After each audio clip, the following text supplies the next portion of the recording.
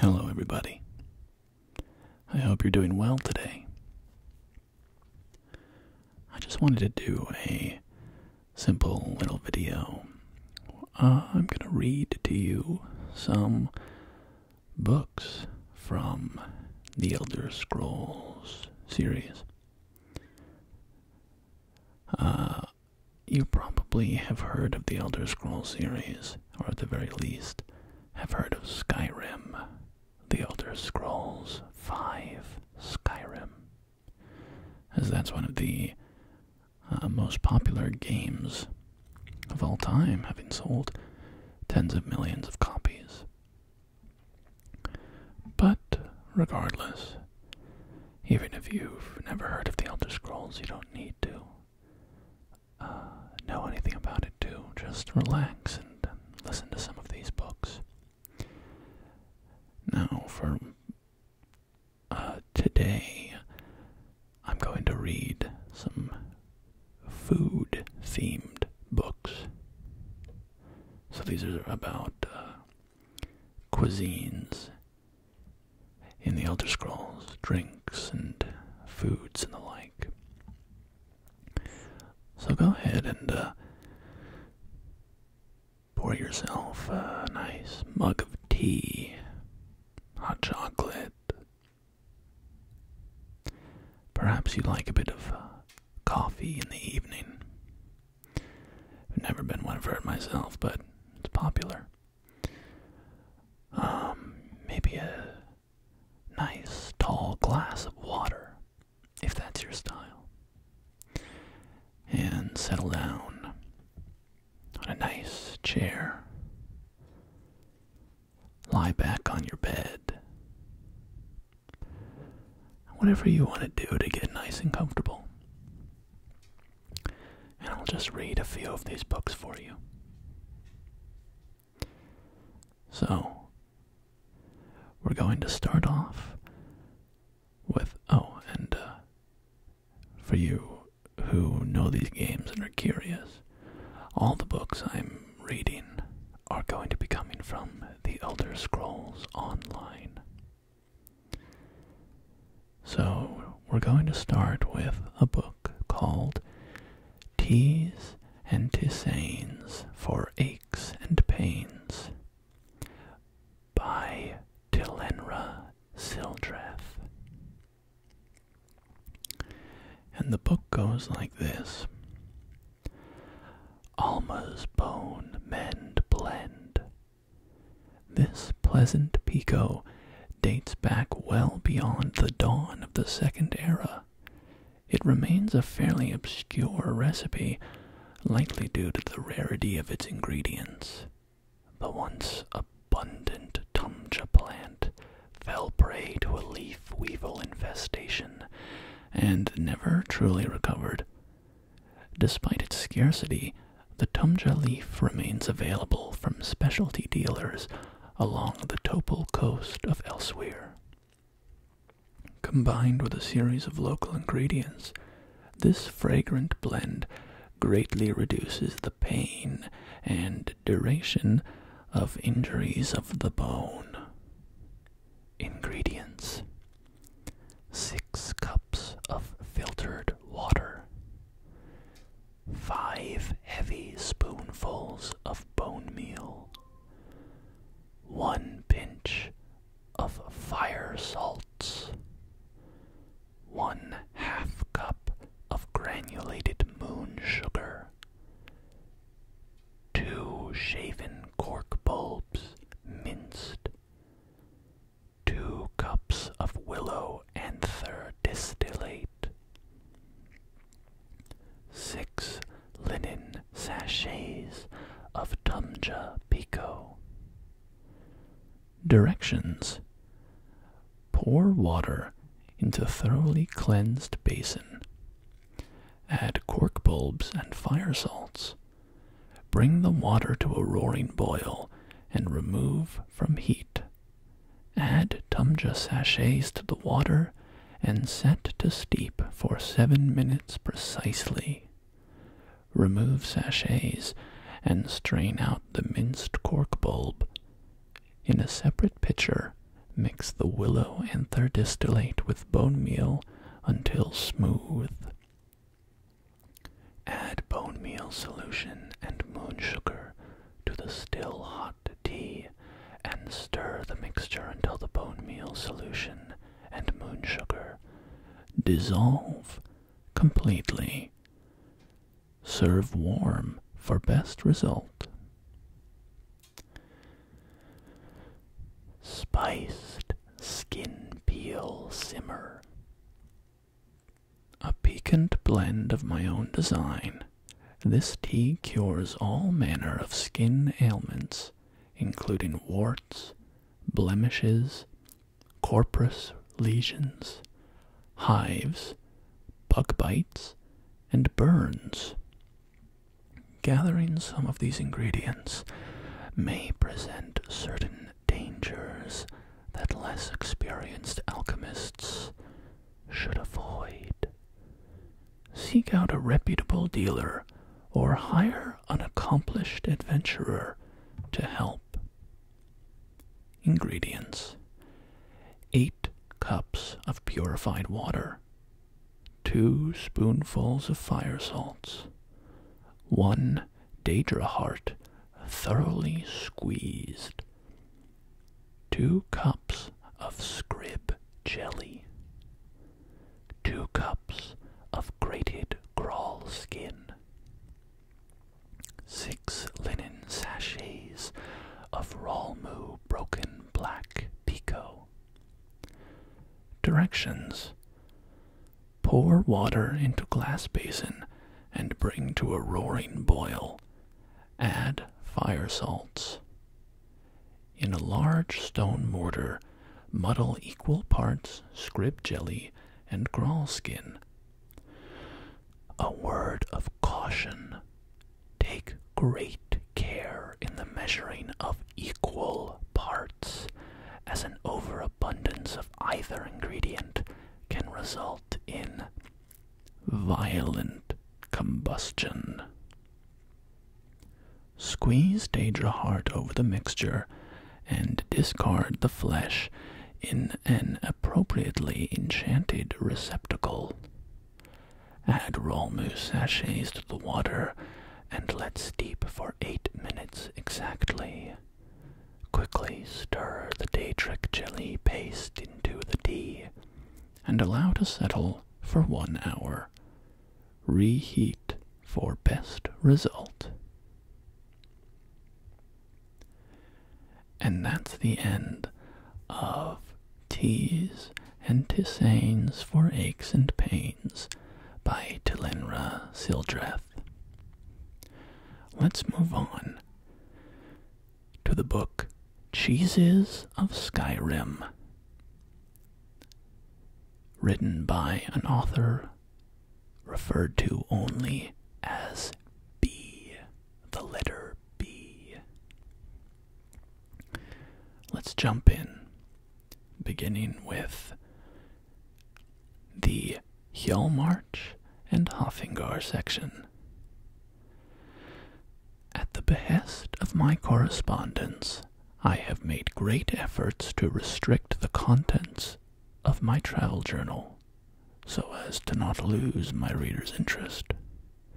In touring the holds of Skyrim, I was unsure through what lens I should present my travels. After a sumptuous feast at the start of my journey, I knew it must be food, and thus my catalog of Skyrim's cheeses was born. The land is as diverse as are its climes, and both mean the panoply of cheeses are vast. Again, for the sake of brevity, I sought to capture only the most noteworthy cheese from each hold I visited. B. Greenedge. Greenedge is a festive cheese, which I found to be rather peculiar due to the dour reputation of Hjalmarch, and, in particular, its capital of Morthal. The name of the cheese, derived from the charming baskets, for there can be no other word for it, of rushes plucked from nearby bogs and woven together, speaks to both its visual appeal and the process of its creation. The cheese is brined and pressed within these baskets, with the latter process imbuing the rind of the normally cream-colored cheese with a verdant hue. The way the locals eat the cheese is also curious. The consumption of green edge, customarily served at the end of feasts, has become something of a spectacle. Young hunters make a game of holding the rush-encased cheese over a flaming torch until its casing burns away and the cheese transforms into a near molten state. Observers laud veterans of this ordeal for the showmanship they add to this feat, dancing the highly combustible cheese along the torch flame without pausing too long, lest the cheese blacken or their fingers burn. Thus prepared, they flip the hot cheese onto a table, and guests immediately plunge bread, or occasionally sliced apples, into the melted goodness. Children find particular joy in the activity, for at this point the cheese's secret contents are revealed: dried fruits and berries, and, in wealthier households, a single amber plum. The lucky eater that spears the plum before all others is named king of the feast. Solitude Idar. The greatest of the cheeses in Skyrim, in my opinion, is Solitude Idar. Not because of its flavor or bizarre nature, but for its extreme rarity. Solitude Idar is, as the name implies, an Idar cheese, being aged and inoculated with the spores of some fungus, and, like Idar, it is aged underground, in this case in the vaults below the ancient city. But here, the similarities to regular Idar end. First, the source. Solitude Idar is a masterful translation of Western Skyrim's staunch traditionalism to the practice of cheese-making. And this starts with the milk. Only cows that belonged to the herd of Jarl Svarter, first king of Western Skyrim, can provide milk for the cheese. The royal herd, descended from these cows, is maintained by loyal retainers. Milk arrives regularly in Solitude, where it undergoes inspection by a royal cheesemonger, a hereditary office within the Blue Palace. This connoisseur of dairy has exacting standards for the milk he inspects. Indeed, for I have seen him, and only 1 out of every dozen barrels is deemed fit for the making of Solitude Idar. The milk curdles in a precise fashion, using a series of hourglasses custom-made for the purpose. Lastly, they add a crumb of cheese from the previous batch into the next one, thus creating an unbroken chain of Idar dating back generations. The result is, as I am led to understand, a cheese that has the precise appearance, aroma, and taste as it had in Svarter's day. I was skeptical until I was given 2 pieces of cheese, one preserved from decades ago, and one only recently cut from its rind. I was instructed to sample both and see if I could tell the difference. I could not, and I wept. And now, the same book series centered on the holds of Riften and Falkreath.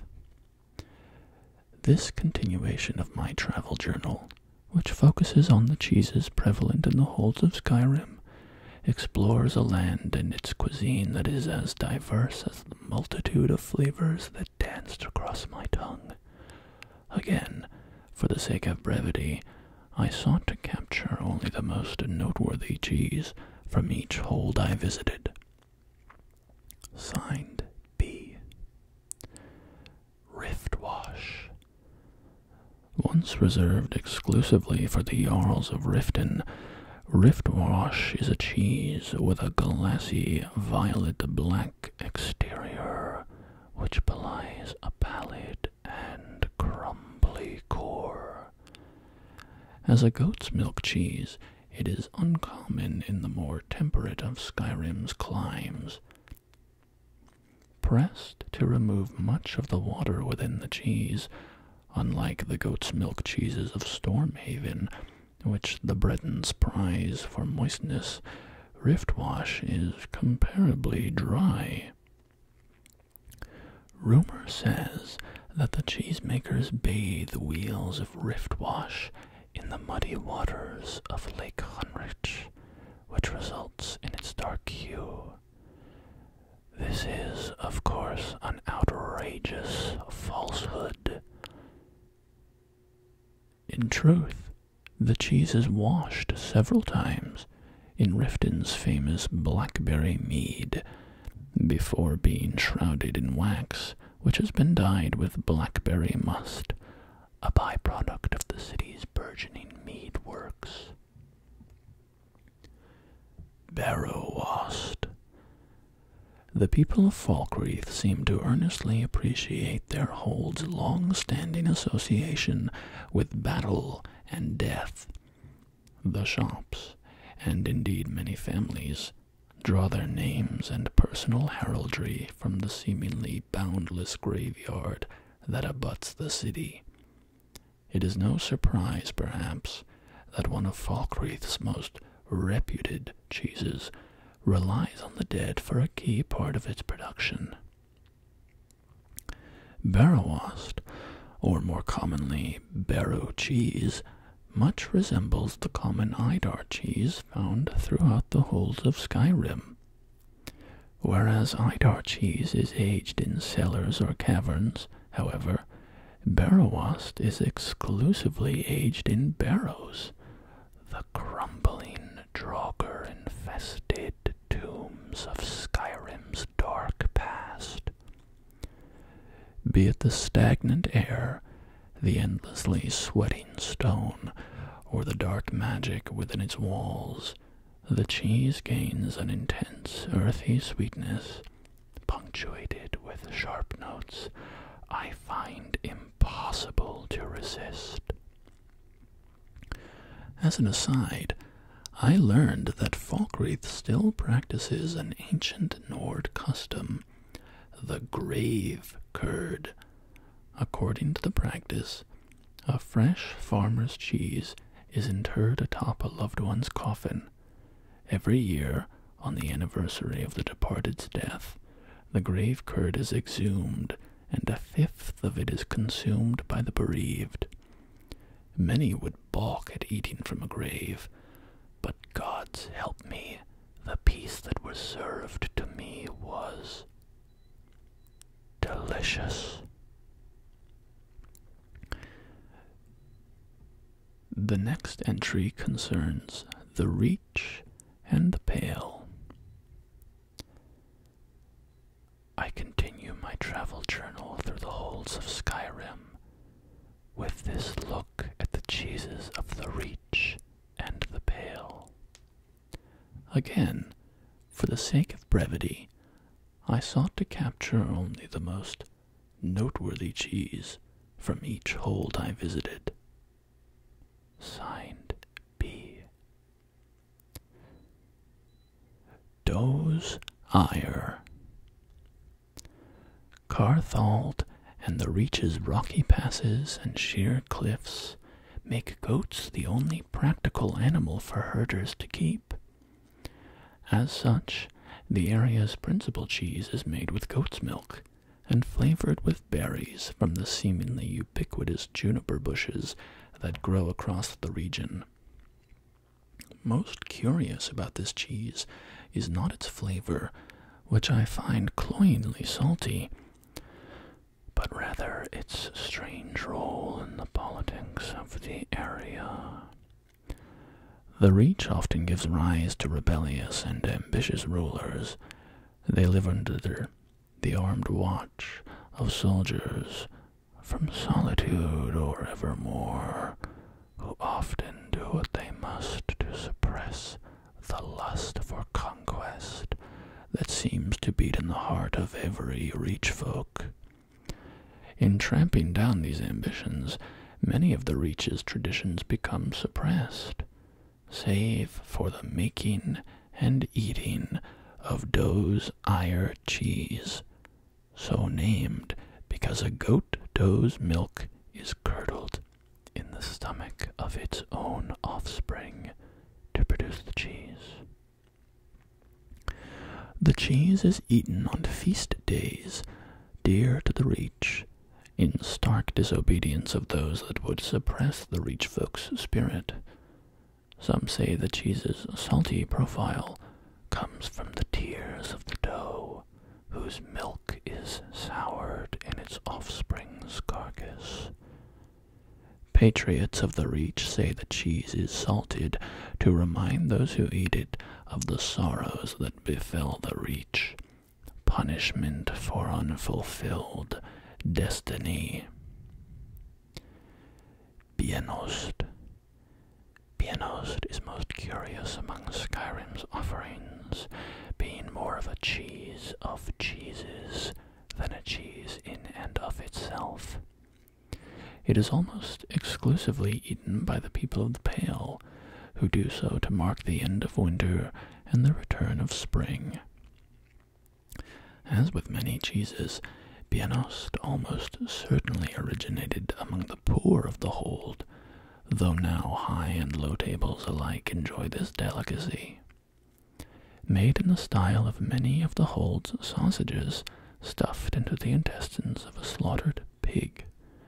As the thaw approaches, they take the rinds and crumbs of cheeses that were consumed over the course of the long dark winter, soak them in a tun of ale, a brown slurry of yeast and malt, the kind of drink that can be a meal in and of itself. Then stuff it all inside the intestines. The bienost is then hung to dry, to be taken down only at the high spring fest. It is sliced into golden discs, said to resemble the sun in springtime, and enjoyed by all. And the final installment, concerning Whiterun, Winterhold, and Eastmarch. I continue my travel journal through the holds of Skyrim with this look at the cheeses of the East, Whiterun, Winterhold, and Eastmarch.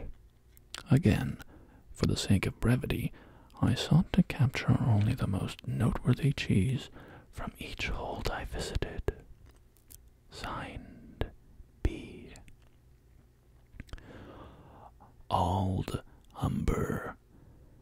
One of the most decadent cheeses of Skyrim hails from the kingdom's breadbasket, the fertile and expansive Whiterun hold, though I have to admit, for all of the luxuriousness that one feels when eating Ald Umber, it is neither the most complex nor challenging cheese I've encountered on my tour of the holds. Many assume by the name alone that Ald Umber is an extremely aged cheese in the tradition of Idar. That cannot be farther from the truth. Rather, the name is a sign of how long this cheese has been a part of Whiterun's culinary landscape. I hazard to even call it a cheese, frankly, for its method of production is unlike any other cheese I know. They collect whey from curd pressings, and rather than discard it, they combine it with cream. This mixture is boiled in a wide, shallow pot over the course of many hours. The liquid becomes solid over time, and in doing so, it adopts a pale brown color and caramel-like aroma, hence the name umber. Ghost flesh. The people of Winterhold, at least those who don't practice magic within the Hold's illustrious college, are a simple folk that eke out a living by working the sea of ghosts. There is little pasture for grazing, and the bitter winds coming off the sea are oft as not to see a herd of cattle stricken with ague. Both cow and goat's milk are in short supply. What little is at hand is made into a fresh, soft farmer's cheese.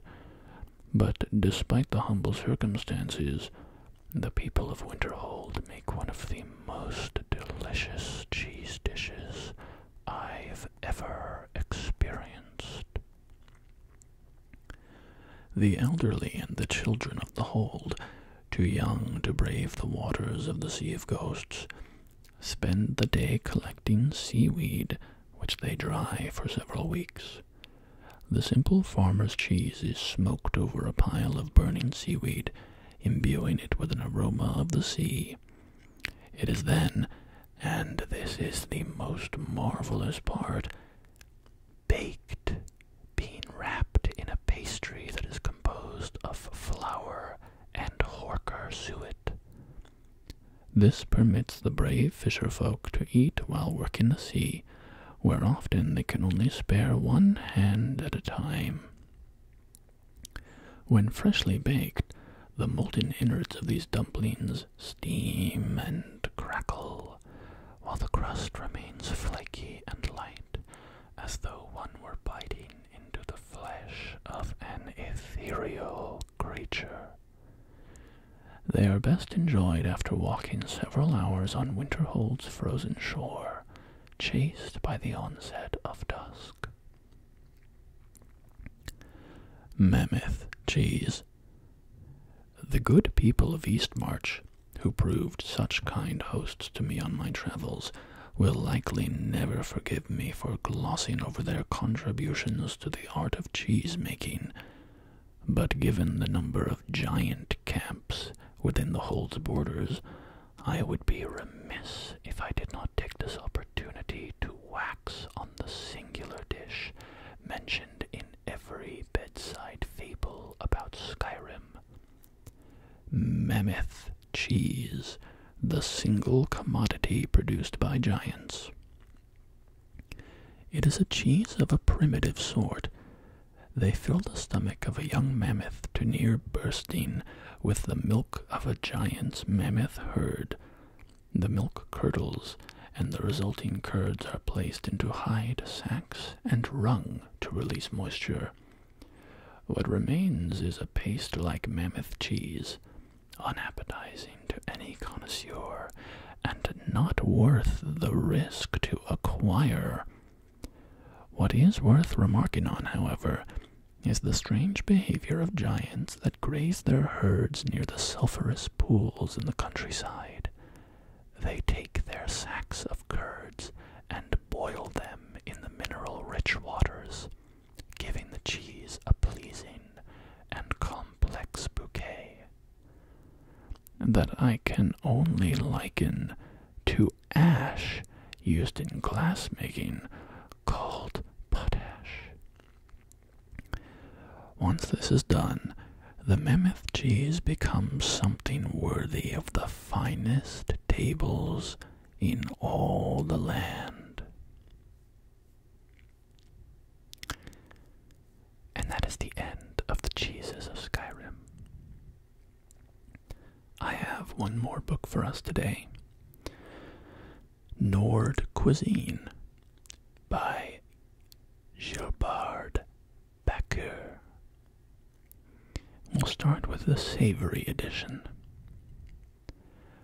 While there have been many accounts detailing the various meads enjoyed by Nords, there is surprisingly little information on their preferences in savory cuisine.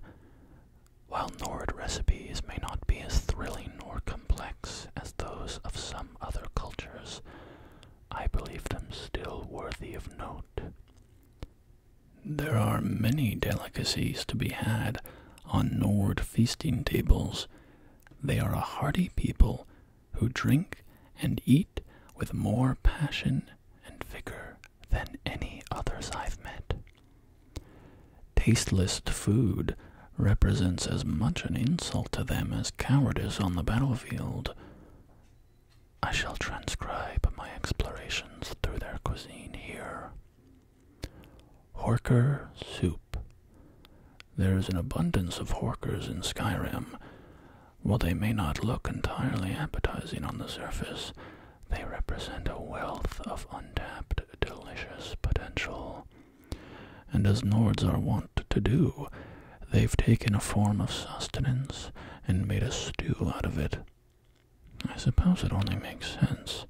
A hardy people who live most of their lives in the cold, covered in furs and trudging through snow, would certainly be purveyors of warm meals such as this. Horker soup is uncomplicated, wonderfully salty, and has a thin broth.